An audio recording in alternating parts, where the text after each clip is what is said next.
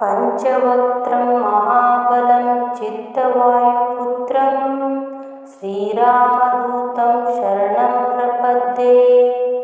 अंजनानन्दनं वीरं कपीन्द्रं सूरसन्निभं ध्याये नित्यं कपीशं तं भयहरम्। पंचवक्त्रं महाबलं चित्तवायुपुत्रं श्रीरामदूतं शरणं प्रपद्ये। अंजनानन्दनं वीरं कपीन्द्रं सूर्यसन्निभं ध्याये नित्यं कपीशं तं भयहरम्। पंचवक्त्रं महाबलं चित्तवायुपुत्रं श्रीरामदूतं शरणं प्रपद्ये। अंजनानन्दनं वीरं कपीन्द्रं सूर्यसन्निभं ध्याये नित्यं कपीशं तं भयहरम्। पंचवक्त्रं महाबलं चित्तवायुपुत्रं श्रीरामदूतं शरणं प्रपद्ये। अंजनानन्दनं वीरं कपीन्द्रं सूर्यसन्निभं ध्याये नित्यं कपीशं तं भयहरम्। पंचवक्त्रं महाबलं चित्तवायुपुत्रं श्रीरामदूतं शरणं प्रपद्ये। अंजनानन्दनं वीरं कपीन्द्रं सूरसन्निभं ध्याये नित्यं कपीशं तं भयहरम्। पंचवक्त्रं महाबलं चित्तवायुपुत्रं श्रीरामदूतं शरणं प्रपद्ये। अंजनानन्दनं वीरं कपीन्द्रं सूर्यसन्निभं ध्याये नित्यं कपीशं तं भयहरम्। पंचवक्त्रं महाबलं चित्तवायुपुत्रं श्रीरामदूतं शरणं प्रपद्ये। अंजनानन्दनं वीरं कपीन्द्रं सूर्यसन्निभं ध्याये नित्यं कपीशं तं भयहरम्। पंचवक्त्रं महाबलं चित्तवायुपुत्रं श्रीरामदूतं शरणं प्रपद्ये। अंजनानन्दनं वीरं कपीन्द्रं सूर्यसन्निभं ध्याये नित्यं कपीशं तं भयहरम्। पंचवक्त्रं महाबलं चित्तवायुपुत्रं श्रीरामदूतं शरणं प्रपद्ये। अंजनानन्दनं वीरं कपीन्द्रं सूरसन्निभं ध्याये नित्यं कपीशं तं भयहरम्। पंचवक्त्रं महाबलं चित्तवायुपुत्रं श्रीरामदूतं शरणं प्रपद्ये। अंजनानन्दनं वीरं कपीन्द्रं सूर्यसन्निभं ध्याये नित्यं कपीशं तं भयहरम्। पंचवक्त्रं महाबलं चित्तवायुपुत्रं श्रीरामदूतं शरणं प्रपद्ये। अंजनानन्दनं वीरं कपीन्द्रं सूर्यसन्निभं ध्याये नित्यं कपीशं तं भयहरम्। पंचवक्त्रं महाबलं चित्तवायुपुत्रं श्रीरामदूतं शरणं प्रपद्ये। अंजनानन्दनं वीरं कपीन्द्रं सूर्यसन्निभं ध्याये नित्यं कपीशं तं भयहरम्। पंचवक्त्रं महाबलं चित्तवायुपुत्रं श्रीरामदूतं शरणं प्रपद्ये। अंजनानन्दनं वीरं कपीन्द्रं सूरसन्निभं ध्याये नित्यं कपीशं तं भयहरम्। पंचवक्त्रं महाबलं चित्तवायुपुत्रं श्रीरामदूतं शरणं प्रपद्ये। अंजनानन्दनं वीरं कपीन्द्रं सूरसन्निभं ध्याये नित्यं कपीशं तं भयहरम्। पंचवक्त्रं महाबलं चित्तवायुपुत्रं चित्तवायुपुत्रं श्रीरामदूतं शरणं प्रपद्ये।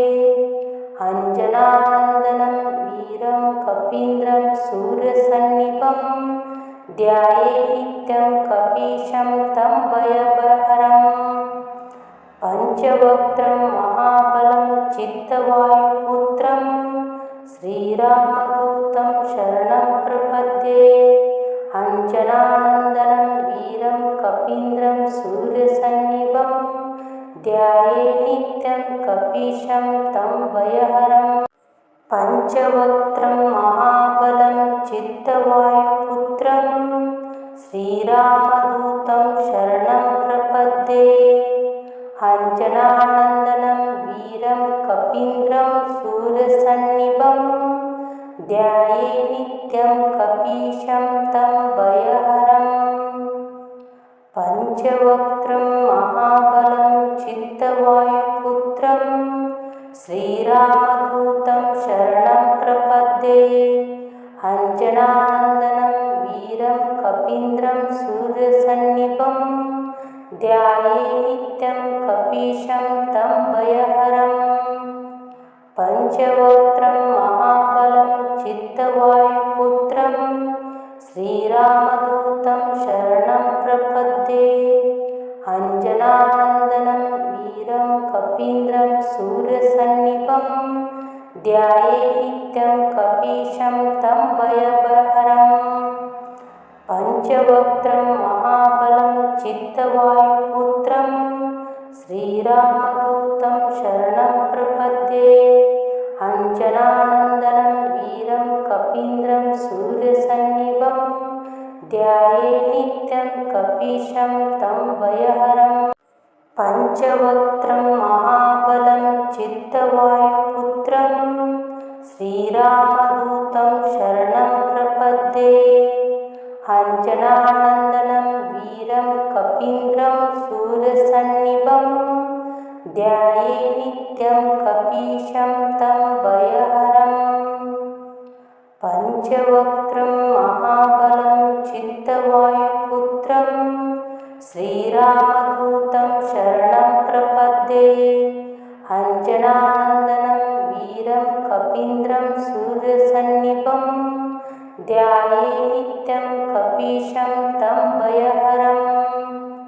पंचवक्त्रं महाबलं चित्तवायुपुत्रं श्रीरामदूतं शरणं प्रपद्ये। अंजनानन्दनं वीरं कपीन्द्रं सूर्यसन्निभं ध्याये नित्यं कपीशं तं भयहरम्।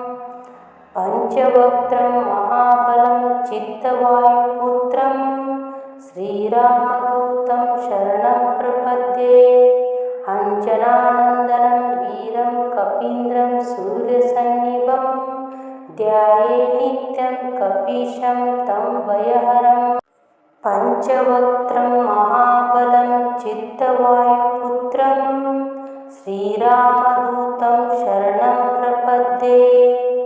अंजनानन्दनं वीरं कपीन्द्रं सूर्यसन्निभं ध्याये नित्यं कपीशं तं भयहरम्। पंचवक्त्रं महाबलं चित्तवायुपुत्रं श्रीरामदूतं शरणं प्रपद्ये। अंजनानन्दनं वीरं कपीन्द्रं सूर्यसन्निभं ध्याये नित्यं कपीशं तं भयहरम्। पंचवक्त्रं महाबलं चित्तवायुपुत्रं श्रीरामदूतं शरणं प्रपद्ये। अंजनानन्दनं वीरं कपीन्द्रं सूर्यसन्निभं ध्याये नित्यं कपीशं तं भयहरम्। पंचवक्त्रं महाबलं चित्तवायुपुत्रं श्रीरामदूतं शरणं प्रपद्ये। अंजनानन्दनं वीरं कपीन्द्रं सूर्यसन्निभं ध्याये नित्यं कपीशं तं भयहरम्। पंचवक्त्रं महाबलं चित्तवायुपुत्रं श्रीरामदूतं शरणं प्रपद्ये। कपीन्द्रं सूर्यसन्निभं ध्याये नित्यं कपीशं तं भयहरम् पञ्चवक्त्रं महाबलं चित्तवायुपुत्रं श्रीरामदूतं शरणं प्रपद्ये अञ्जनानन्दनं वीरं कपीन्द्रं सूर्यसन्निभं ध्याये नित्यं कपीशं तं भयहरम् पञ्चवक्त्रं महाबलं चित्तवायुपुत्रं श्रीरामदूतं शरणं प्रपद्ये अञ्जनानन्दनं वीरं कपीन्द्रं सूर्यसन्निभं ध्याये नित्यं कपीशं तं भयहरम् पञ्चवक्त्रं महाबलं चित्तवायुपुत्रं श्रीरामदूतं शरणं प्रपद्ये अञ्जनानन्दनं वीरं कपीन्द्रं सूर्यसन्निभं ध्याये नित्यं कपीशं तं भयहरम् पञ्चवक्त्रं महाबलं चित्तवायुपुत्रं श्रीरामदूतं शरणं प्रपद्ये अञ्जनानन्दनं वीरं कपीन्द्रं सूर्यसन्निभं ध्याये नित्यं कपीशं तं भयहरम् पञ्चवक्त्रं महाबलं चित्तवायुपुत्रं श्रीरामदूतं शरणं प्रपद्ये अञ्जनानन्दनं वीरं कपीन्द्रं सूर्यसन्निभं ध्याये नित्यं कपीशं तं भयहरम् पञ्चवक्त्रं महाबलं चित्तवायुपुत्रं श्रीरामदूतं शरणं प्रपद्ये अञ्जनानन्दनं वीरं कपीन्द्रं सूर्यसन्निभं ध्याये नित्यं कपीशं तं भयहरम् पञ्चवक्त्रं महाबलं चित्तवायुपुत्रं श्रीरामदूतं शरणं प्रपद्ये अञ्जनानन्दनं वीरं कपीन्द्रं सूर्यसन्निभं ध्याये नित्यं कपीशं तं भयहरम् पञ्चवक्त्रं महाबलं चित्तवायुपुत्रं श्रीरामदूतं शरणं प्रपद्ये अञ्जनानन्दनं वीरं कपीन्द्रं सूर्यसन्निभं ध्याये नित्यं कपीशं तं भयहरम् पञ्चवक्त्रं महाबलं चित्तवायुपुत्रं श्रीरामदूतं शरणं प्रपद्ये अञ्जनानन्दनं वीरं कपीन्द्रं सूर्यसन्निभं ध्याये नित्यं कपीशं तं भयहरम् पञ्चवक्त्रं महाबलं चित्तवायुपुत्रं श्रीरामदूतं शरणं प्रपद्ये अञ्जनानन्दनं वीरं कपीन्द्रं सूर्यसन्निभं ध्याये नित्यं कपीशं तं भयहरम् पञ्चवक्त्रं महाबलं चित्तवायुपुत्रं श्रीरामदूतं शरणं प्रपद्ये अञ्जनानन्दनं वीरं कपीन्द्रं सूर्यसन्निभं ध्याये नित्यं कपीशं तं भयहरम् पञ्चवक्त्रं महाबलं चित्तवायुपुत्रं श्रीरामदूतं शरणं प्रपद्ये अञ्जनानन्दनं वीरं कपीन्द्रं सूर्यसन्निभं ध्याये नित्यं कपीशं तं भयहरम् पञ्चवक्त्रं महाबलं चित्तवायुपुत्रं श्रीरामदूतं शरणं प्रपद्ये अञ्जनानन्दनं वीरं कपीन्द्रं सूर्यसन्निभं ध्याये नित्यं कपीशं तं भयहरम् पञ्चवक्त्रं महाबलं चित्तवायुपुत्रं श्रीरामदूतं शरणं प्रपद्ये अञ्जनानन्दनं वीरं कपीन्द्रं सूर्यसन्निभं ध्याये नित्यं कपीशं तं भयहरम् पञ्चवक्त्रं महाबलं चित्तवायुपुत्रं श्रीरामदूतं शरणं प्रपद्ये अञ्जनानन्दनं वीरं कपीन्द्रं सूर्यसन्निभं ध्याये नित्यं कपीशं तं भयहरम् पञ्चवक्त्रं महाबलं चित्तवायुपुत्रं श्रीरामदूतं शरणं प्रपद्ये अञ्जनानन्दनं वीरं कपीन्द्रं सूर्यसन्निभं ध्याये नित्यं कपीशं तं भयहरम् पञ्चवक्त्रं महाबलं चित्तवायुपुत्रं श्रीरामदूतं शरणं प्रपद्ये अञ्जनानन्दनं वीरं कपीन्द्रं सूर्यसन्निभं ध्याये नित्यं कपीशं तं भयहरम् पञ्चवक्त्रं महाबलं चित्तवायुपुत्रं श्रीरामदूतं शरणं प्रपद्ये अञ्जनानन्दनं वीरं कपीन्द्रं सूर्यसन्निभं ध्याये नित्यं कपीशं तं भयहरम् पञ्चवक्त्रं महाबलं चित्तवायुपुत्रं श्रीरामदूतं शरणं प्रपद्ये अञ्जनानन्दनं वीरं कपीन्द्रं सूर्यसन्निभं ध्याये नित्यं कपीशं तं भयहरम् पञ्चवक्त्रं महाबलं चित्तवायुपुत्रं श्रीरामदूतं शरणं प्रपद्ये अञ्जनानन्दनं वीरं कपीन्द्रं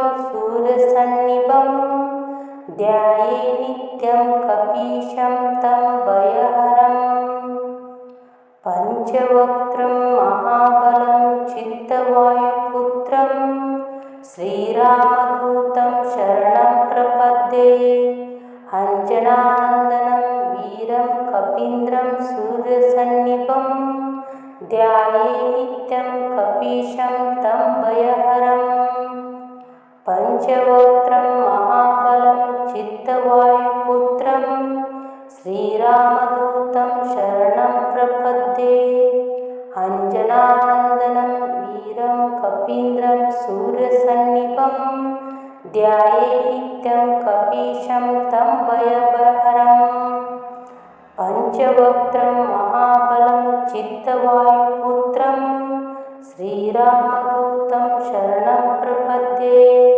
अञ्जनानन्दनं वीरं कपीन्द्रं सूर्यसन्निभं ध्याये नित्यं कपीशं तं भयहरम् पञ्चवक्त्रं महाबलं चित्तवायुपुत्रं श्रीरामदूतं शरणं प्रपद्ये अञ्जनानन्दनं वीरं कपीन्द्रं सूर्यसन्निभं ध्याये नित्यं कपीशं तं भयहरम् पञ्चवक्त्रं महाबलं चित्तवायुपुत्रं श्रीरामदूतं शरणं प्रपद्ये अञ्जनानन्दनं वीरं कपीन्द्रं सूर्यसन्निभं ध्याये नित्यं कपीशं तं भयहरम् पञ्चवक्त्रं महाबलं चित्तवायुपुत्रं श्रीरामदूतं शरणं प्रपद्ये अञ्जनानन्दनं वीरं कपीन्द्रं सूर्यसन्निभं ध्याये नित्यं कपीशं तं भयहरम् पञ्चवक्त्रं महाबलं चित्तवायुपुत्रं श्रीरामदूतं शरणं प्रपद्ये अञ्जनानन्दनं वीरं कपीन्द्रं सूर्यसन्निभं ध्याये नित्यं कपीशं तं भयहरम् पञ्चवक्त्रं महाबलं चित्तवायुपुत्रं श्रीरामदूतं शरणं प्रपद्ये अञ्जनानन्दनं वीरं कपीन्द्रं सूर्यसन्निभं ध्याये नित्यं कपीशं तं भयहरम् पञ्चवक्त्रं महाबलं चित्तवायुपुत्रं श्रीरामदूतं शरणं प्रपद्ये अञ्जनानन्दनं वीरं कपीन्द्रं सूर्यसन्निभं ध्याये नित्यं कपीशं तं भयहरम् पञ्चवक्त्रं महाबलं चित्तवायुपुत्रं श्रीरामदूतं शरणं प्रपद्ये अञ्जनानन्दनं वीरं कपीन्द्रं सूर्यसन्निभं ध्याये नित्यं कपीशं तं भयहरम् पञ्चवक्त्रं महाबलं चित्तवायुपुत्रं श्रीरामदूतं शरणं प्रपद्ये अञ्जनानन्दनं वीरं कपीन्द्रं सूर्यसन्निभं ध्याये नित्यं कपीशं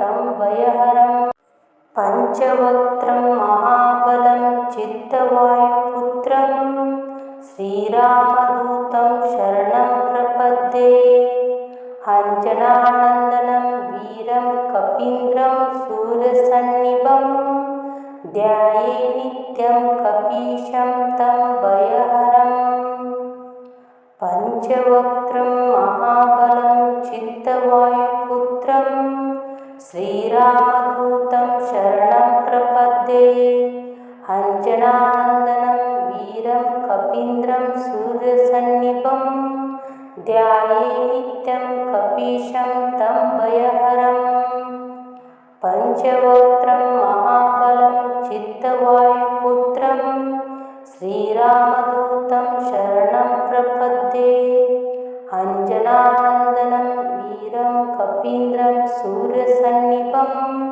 ध्याये नित्यं कपीशं तं भयहरम् पञ्चवक्त्रं महाबलं चित्तवायुपुत्रं श्रीरामदूतं शरणं प्रपद्ये अञ्जनानन्दनं वीरं कपीन्द्रं सूर्यसन्निभं ध्याये नित्यं कपीशं तं भयहरम् पञ्चवक्त्रं महाबलं चित्तवायुपुत्रं श्रीरामदूतं शरणं प्रपद्ये अञ्जनानन्दनं वीरं कपीन्द्रं सूर्यसन्निभं ध्याये नित्यं कपीशं तं भयहरम् पञ्चवक्त्रं महाबलं चित्तवायुपुत्रं श्रीरामदूतं शरणं प्रपद्ये अञ्जनानन्दनं वीरं कपीन्द्रं सूर्यसन्निभं ध्याये नित्यं कपीशं तं भयहरम् पञ्चवक्त्रं महाबलं चित्तवायुपुत्रं श्रीरामदूतं शरणं प्रपद्ये अञ्जनानन्दनं वीरं कपीन्द्रं सूर्यसन्निभं ध्याये नित्यं कपीशं तं भयहरम् पञ्चवक्त्रं महाबलं चित्तवायुपुत्रं श्रीरामदूतं शरणं प्रपद्ये अञ्जनानन्दनं वीरं कपीन्द्रं सूर्यसन्निभं ध्याये नित्यं कपीशं तं भयहरम् पञ्चवक्त्रं महाबलं चित्तवायुपुत्रं श्रीरामदूतं शरणं प्रपद्ये अञ्जनानन्दनं वीरं कपीन्द्रं सूर्यसन्निभं ध्याये नित्यं कपीशं तं भयहरम् पञ्चवक्त्रं महाबलं चित्तवायुपुत्रं श्रीरामदूतं शरणं प्रपद्ये अञ्जनानन्दनं वीरं कपीन्द्रं सूर्यसन्निभं ध्याये नित्यं कपीशं तं भयहरम् पञ्चवक्त्रं महाबलं चित्तवायुपुत्रं श्रीरामदूतं शरणं प्रपद्ये अञ्जनानन्दनं वीरं कपीन्द्रं सूर्यसन्निभं ध्याये नित्यं कपीशं तं भयहरम् पञ्चवक्त्रं महाबलं चित्तवायुपुत्रं श्रीरामदूतं शरणं प्रपद्ये अञ्जनानन्दनं वीरं कपीन्द्रं सूर्यसन्निभं ध्याये नित्यं कपीशं तं भयहरम् पञ्चवक्त्रं महाबलं चित्तवायुपुत्रं श्रीरामदूतं शरणं प्रपद्ये अञ्जनानन्दनं वीरं कपीन्द्रं सूर्यसन्निभं ध्याये नित्यं कपीशं तं भयहरम् पञ्चवक्त्रं महाबलं चित्तवायुपुत्रं श्रीरामदूतं शरणं प्रपद्ये अञ्जनानन्दनं वीरं कपीन्द्रं सूर्यसन्निभं ध्याये नित्यं कपीशं तं भयहरम् पञ्चवक्त्रं महाबलं चित्तवायुपुत्रं श्रीरामदूतं शरणं प्रपद्ये अञ्जनानन्दनं वीरं कपीन्द्रं सूर्यसन्निभं ध्याये नित्यं कपीशं तं भयहरम् पञ्चवक्त्रं महाबलं चित्तवायुपुत्रं श्रीरामदूतं शरणं प्रपद्ये अञ्जनानन्दनं वीरं कपीन्द्रं सूर्यसन्निभं ध्याये नित्यं कपीशं तं भयहरम् पञ्चवक्त्रं महाबलं चित्तवायुपुत्रं श्रीरामदूतं शरणं प्रपद्ये अञ्जनानन्दनं वीरं कपीन्द्रं सूर्यसन्निभं ध्याये नित्यं कपीशं तं भयहरम् पञ्चवक्त्रं महाबलं चित्तवायुपुत्रं श्रीरामदूतं शरणं प्रपद्ये अञ्जनानन्दनं वीरं कपीन्द्रं सूर्यसन्निभं ध्याये नित्यं कपीशं तं भयहरम् पञ्चवक्त्रं महाबलं चित्तवायुपुत्रं श्रीरामदूतं शरणं प्रपद्ये अञ्जनानन्दनं वीरं कपीन्द्रं सूर्यसन्निभं ध्याये नित्यं कपीशं तं भयहरम् पञ्चवक्त्रं महाबलं चित्तवायुपुत्रं श्रीरामदूतं शरणं प्रपद्ये अञ्जनानन्दनं वीरं कपीन्द्रं सूर्यसन्निभं ध्याये नित्यं कपीशं तं भयहरम् पञ्चवक्त्रं महाबलं चित्तवायुपुत्रं श्रीरामदूतं शरणं प्रपद्ये अञ्जनानन्दनं वीरं कपीन्द्रं सूर्यसन्निभं ध्याये नित्यं कपीशं तं भयहरम् पञ्चवक्त्रं महाबलं चित्तवायुपुत्रं श्रीरामदूतं शरणं प्रपद्ये अञ्जनानन्दनं वीरं कपीन्द्रं सूर्यसन्निभं ध्याये नित्यं कपीशं तं भयहरम् पञ्चवक्त्रं महाबलं चित्तवायुपुत्रं श्रीरामदूतं शरणं प्रपद्ये अञ्जनानन्दनं वीरं कपीन्द्रं सूर्यसन्निभं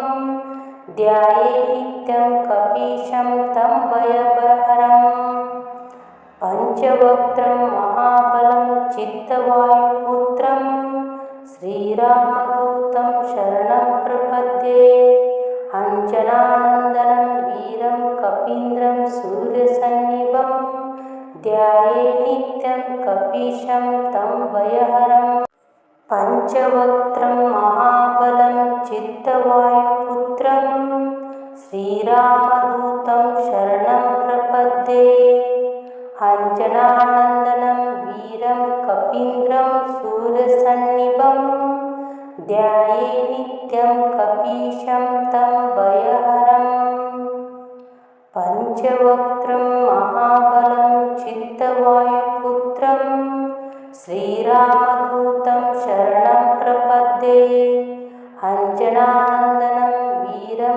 कपीन्द्रं सूर्यसन्निभं ध्याये नित्यं कपीशं तं भयहरम् पञ्चवक्त्रं महाबलं चित्तवायुपुत्रं श्रीरामदूतं शरणं प्रपद्ये अञ्जनानन्दनं वीरं कपीन्द्रं सूर्यसन्निभं ध्याये नित्यं कपीशं तं भयहरम् पञ्चवक्त्रं महाबलं चित्तवायुपुत्रं श्रीरामदूतं शरणं प्रपद्ये अञ्जनानन्दनं वीरं कपीन्द्रं सूर्यसन्निभं ध्याये नित्यं कपीशं तं भयहरम् पञ्चवक्त्रं महाबलं चित्तवायुपुत्रं श्रीरामदूतं शरणं प्रपद्ये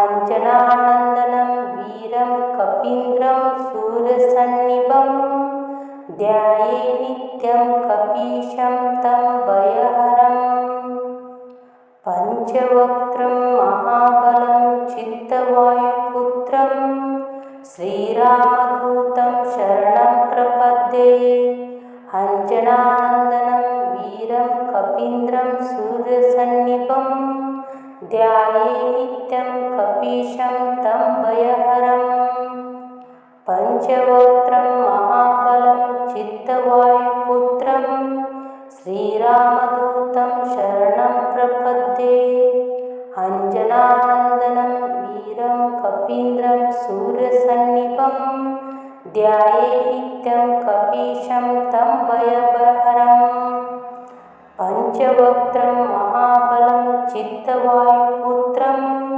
श्रीरामदूतं शरणं प्रपद्ये अञ्जनानन्दनं वीरं कपीन्द्रं सूर्यसन्निभं ध्याये नित्यं कपीशं तं भयहरम् पञ्चवक्त्रं महाबलं चित्तवायुपुत्रं श्रीरामदूतं शरणं प्रपद्ये अञ्जनानन्दनं वीरं कपीन्द्रं सूर्यसन्निभं ध्याये नित्यं कपीशं तं भयहरम् पञ्चवक्त्रं महाबलं चित्तवायुपुत्रं श्रीरामदूतं शरणं प्रपद्ये अञ्जनानन्दनं वीरं कपीन्द्रं सूर्यसन्निभं ध्याये नित्यं कपीशं तं भयहरम् पञ्चवक्त्रं महाबलं चित्तवायुपुत्रं श्रीरामदूतं शरणं प्रपद्ये अञ्जनानन्दनं वीरं कपीन्द्रं सूर्यसन्निभं ध्याये नित्यं कपीशं तं भयहरम् पञ्चवक्त्रं महाबलं चित्तवायुपुत्रं श्रीरामदूतं शरणं प्रपद्ये अञ्जनानन्दनं वीरं कपीन्द्रं सूर्यसन्निभं ध्याये नित्यं कपीशं तं भयहरम् पञ्चवक्त्रं महाबलं चित्तवायुपुत्रं श्रीरामदूतं शरणं प्रपद्ये अञ्जनानन्दनं वीरं कपीन्द्रं सूर्यसन्निभं ध्याये नित्यं कपीशं तं भयहरम्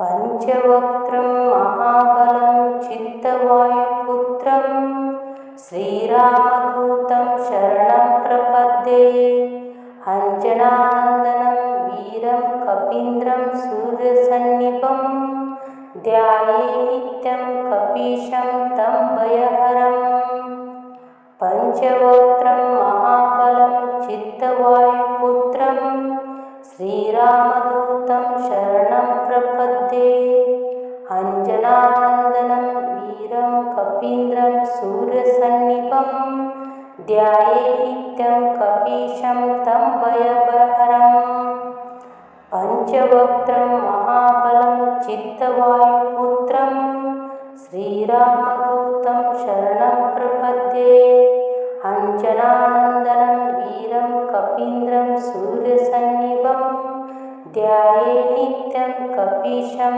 तं भयहरं पञ्चवक्त्रं महाबलं चित्तवायुपुत्रं श्रीरामदूतं शरणं प्रपद्ये अञ्जनानन्दनं वीरं कपीन्द्रं सूरसन्निभं ध्याये नित्यं कपीशं तं भयहरं पञ्चवक्त्रं महाबलं चित्तवायुपुत्रं श्रीरामदूतं शरणं प्रपद्ये अञ्जनानन्दनं वीरं कपीन्द्रं सूर्यसन्निभं ध्याये नित्यं कपीशं तं भयहरं पञ्चवक्त्रं महाबलं चित्तवायुपुत्रं श्रीरामदूतं शरणं प्रपद्ये अञ्जनानन्दनं वीरं कपीन्द्रं सूर्यसन्निभं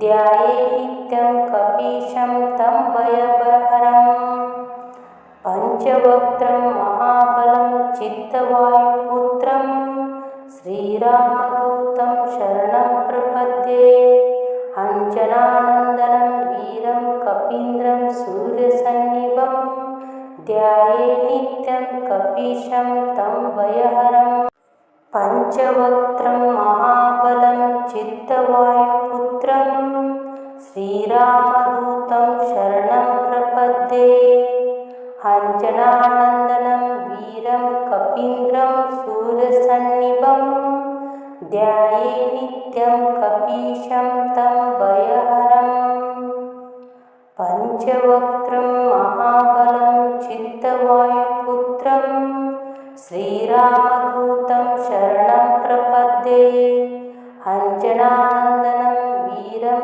कपीन्द्रं सूर्यसन्निभं ध्याये नित्यं कपीशं तं भयहरं पञ्चवक्त्रं महाबलं चित्तवायुपुत्रं श्रीरामदूतं शरणं प्रपद्ये अञ्जनानन्दनं वीरं कपीन्द्रं सूर्यसन्निभं ध्याये नित्यं कपीशं तं भयहरं पञ्चवक्त्रं महाबलं चित्तवायुपुत्रं श्रीरामदूतं शरणं प्रपद्ये अञ्जनानन्दनं वीरं कपीन्द्रं सूर्यसन्निभं ध्याये नित्यं कपीशं तं भयहरम्